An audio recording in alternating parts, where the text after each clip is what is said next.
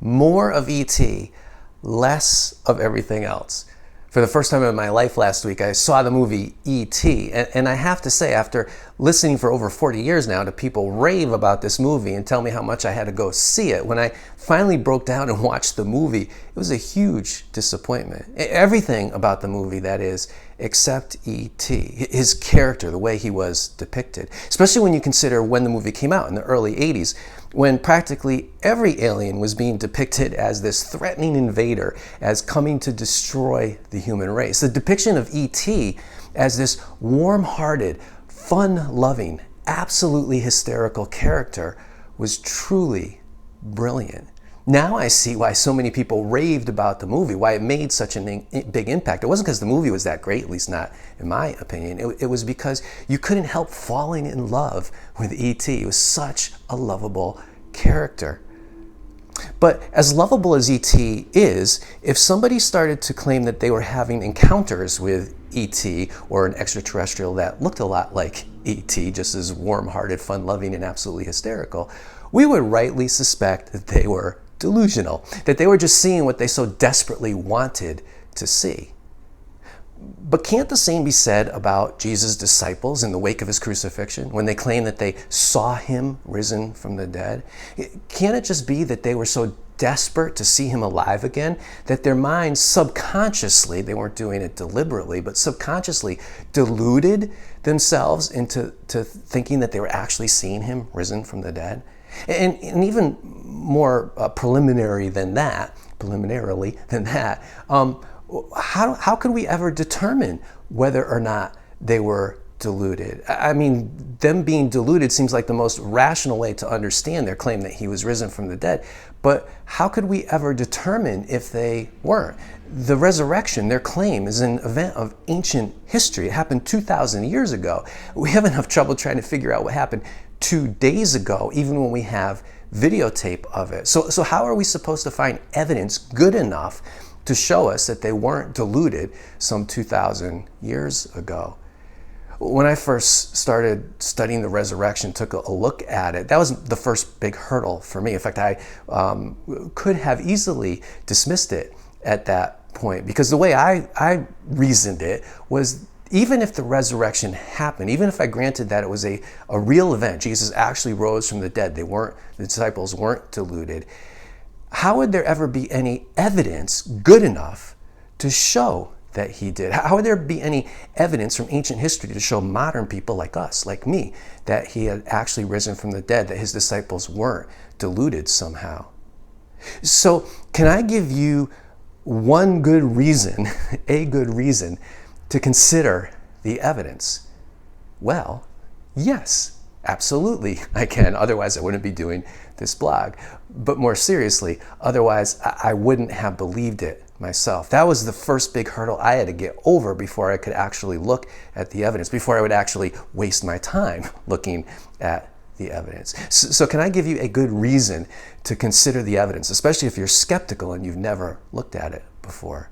Yes, and I'm going to ask you to consider 3 things that I think will do this in short order. Consider this, first of all. Consider the fact, this is a fact, that those who are in the best position to know, resurrection scholars, people who've devoted their lives to studying this, both believer and non-believer alike. So there are a lot of skeptics who are resurrection scholars also involved in this.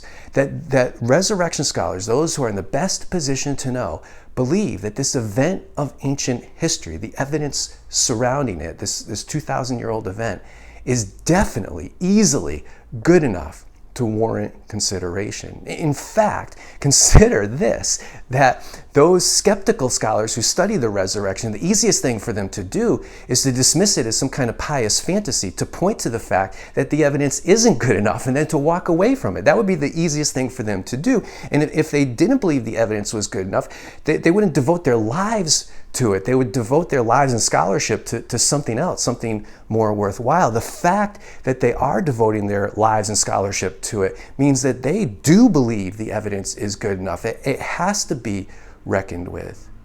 Secondly, consider this. Consider the fact that all these resurrection scholars, practically all of them, agree that there are certain indisputable facts that we can establish in this event of ancient history, certain indisputable facts that have to be somehow explained. They may explain them differently, but there's kind of like a baseline. That's why these are often called the bedrock facts. There's a baseline of things that all scholars who study the resurrection agree actually happened historically, that they're solid history, that they're virtually certain to have happened.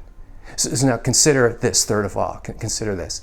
Consider the fact that those skeptical scholars who devote their life to studying the resurrection, the very reason they're doing it is because they believe they have to offer an alternative explanation for the resurrection, an alternative explanation that is more reasonable, more compelling than an actual resurrection, than a true miracle. Because if they don't, at least tacitly they're admitting by devoting their lives to this scholarship, but many will admit this outright, because if they can't find an alternative explanation that is more reasonable, more compelling than what the bedrock facts point to, then what they point to is an actual resurrection. In other words, if they can't come up with an alternative explanation that is better than the explanation of a true miracle, then they have to admit that a true miracle happened. In fact, if they didn't offer these explanations, what they fear most is that people will follow what those bedrock facts point to, which is a true resurrection. And since they don't believe that it was a true resurrection, a true miracle, they are trying to explain it naturalistically in some other way. So I hope that's enough to get you to reconsider, if you've never looked at these facts before, reconsider looking at the evidence for the resurrection. Because even though it's an event of ancient history, those who are in the best position to know all agree, whether believer or skeptic alike, that the evidence is good enough to warrant consideration. Beyond that, that it's good enough that they can come up with certain bedrock facts, and beyond that, that it's good enough that if the skeptical scholars can't offer alternative explanations that are more reasonable and compelling, then those bedrock facts point to an actual resurrection, a true miracle. So how do these scholars offer alternative explanations? What do they look like? Well, I only have time to do one, and very quickly, so I won't go into all the nuances. But one of the major alternative explanations being used today, one of the most popular ones among skeptical scholars, it involves cognitive dissonance. I talked about cognitive dissonance in a blog I did a while back when it came to the resurrected body. They're going to use it in a slightly different way.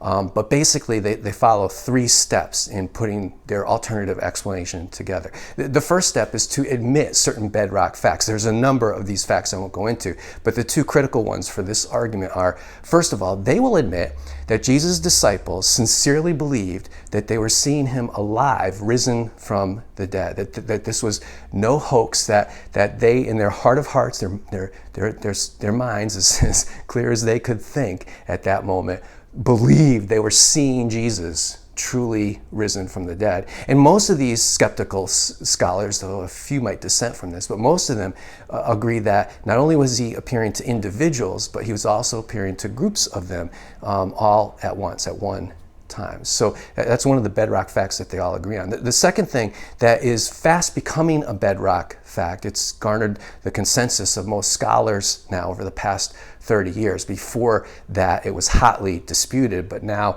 for a number of reasons they can't go into, over the past 30 years, this is now fast on its way to becoming a bedrock fact, is that when they believed that Jesus had appeared to them, as far back as our traces can source, so way before the New Testament, for example, is written, the Gospels are written, so as far back as our sources can trace, so within a couple of years easily of Jesus' death, but more likely within months, even weeks, and perhaps even days of his death, those disciples were confessing their faith in him as Lord. They were professing their belief in him as Lord. In other words, as God incarnate, as the eternal Son of God, right alongside the God that they knew as Yahweh, but now we're calling God the Father. So they believe that God was at least 2 persons now, God the Father and his Son, Jesus Christ, their Lord, the one they were confessing as Lord. All right, so those are the bedrock facts, or bedrock fact and something on its way to fast becoming a bedrock fact.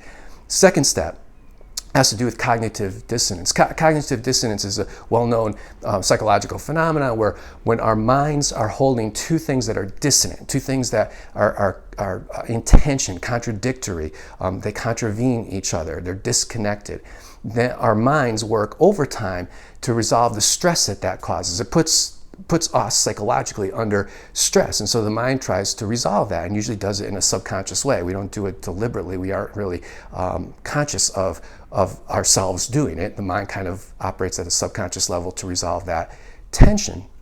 What these scholars argue is that the disciples were experiencing a case of severe, extreme cognitive dissonance because they had come to believe that this Jesus, who they adored and loved as a friend, was also Israel's true Messiah. And they had staked their entire lives on that. They had devoted their entire lives to him.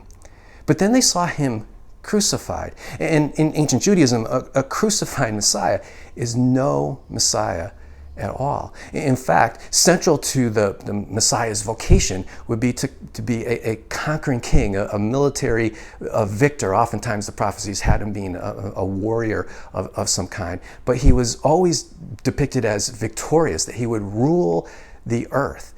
Crucifixion in that day was the most humiliating of defeats, especially at the hands of your oppressor, the Romans, for a Jew. So for Jesus to be crucified, those early disciples were under an extreme case of cognitive dissonance because if they wanted to continue to believe in him as the Messiah, were now going to have to believe in him as a crucified Messiah. There was no prophecy about the Messiah suffering and dying. So they would have been under this extreme, crushing case of cognitive dissonance.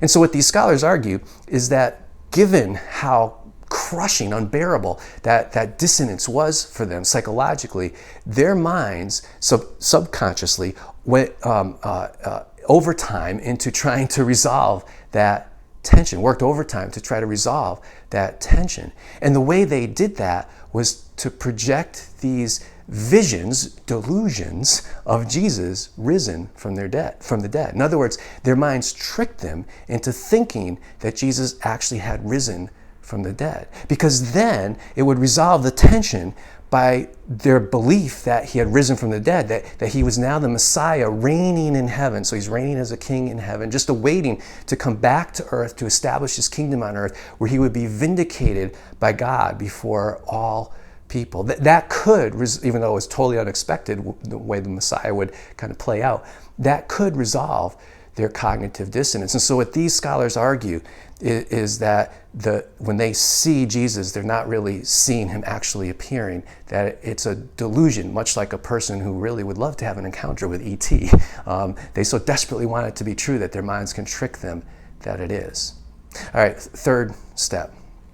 So if those disciples were proclaiming that Jesus was a crucified Messiah, a human Messiah, then this explanation of cognitive dissonance actually works. Not only does it work, but it probably is the most reasonable or compelling explanation for those bedrock facts. The only problem is they weren't just proclaiming Jesus as a crucified Messiah. Those first disciples, as a result of what they claimed were encounters with their risen Lord, were proclaiming him as the crucified God. They were proclaiming him as Lord, God incarnate, God crucified. And for them, for first century Jews, nothing could be more preposterous than that. In fact, even outsiders noted how that was just madness. The outsiders called their belief that God, the God of the universe, could come as a human being and die on a cross. They called that sheer madness. We would feel the same way, except that we're so used to this story. Those of us who live in a Christianized culture, a Western civilization, are so used to the idea that we rarely take the time to think about it. But anybody who has ever wrestled with the mystery of the incarnation, how the infinite God could become a finite human, and then die the death of a mortal, the immortal, the eternal one, the living God could actually give up his last breath in the excruciating torture of crucifixion. Anybody who's ever wrestled with that overwhelming contradiction, that overwhelming paradox, understands how crushing the dissonance can be. If we actually took the time to think about it, it would take our breath away. For those first disciples, as first century Jews, monotheists, who'd never heard the idea before, they never had been exposed to this concept before, for whom the idea of God becoming human was unimaginable, unthinkable in the first place, let alone being crucified, dying on a cross, the dissonance was far more crushing. And here's the thing, this is what we know about cognitive dissonance. In every case of cognitive dissonance, the mind subconsciously works to relieve the stress that crushing dissonance causes. If those disciples, as a result of cognitive dissonance, had these visions which revealed to them that Jesus was the crucified God, what that did was set up a greater dissonance. In fact, the greatest, as many scholars will argue, the greatest cognitive dissonance of all, believing in a crucified God, a dissonance that's perpetual, that would never end. It would never cease to be as overwhelmingly contradictory, as crushing, as unbearable. And yet here they are proclaiming Jesus to be their crucified Lord. And the thing is, given how good the bedrock facts are, given what we know about cognitive dissonance, this is never how cognitive dissonance works. It would never lead them to have delusionary experiences of Jesus risen from the dead that would actually increase their dissonance. So we can say conclusively, decisively, we can determine for this event of ancient history that their visions, whatever they were, could not have been the result of cognitive dissonance. Because if they were the result of cognitive dissonance, they didn't do a really good job. They did the exact opposite. And we know that's just not how cognitive dissonance works. So not only can I give you a good reason to consider the evidence from ancient history about the resurrection, that it warrants consideration, but at least in the case of cognitive dissonance, what I've just shown is that the alternative explanation, one of the best alternative explanations offered today, doesn't work. And you can do the same thing by following the different avenues of evidence, the different alternative explanations that these resurrection scholars, skeptical ones, offer. And one by one, you can go through them and show that they don't work, until all that you're left with the bedrock facts, all that you're left with is those bedrock facts pointing to an actual resurrection, to a true miracle. So what do you think of what I just did with cognitive dissonance? Have you ever heard of cognitive dissonance before? Have you ever heard it used when it comes to the resurrection? What do you think of the way that I've explained it and shown how it couldn't have been a case of cognitive dissonance? I would love to hear your comments. You can go to the Raising Jesus website, to the Contact EJ page, and leave your comments there. I look forward to hearing from you.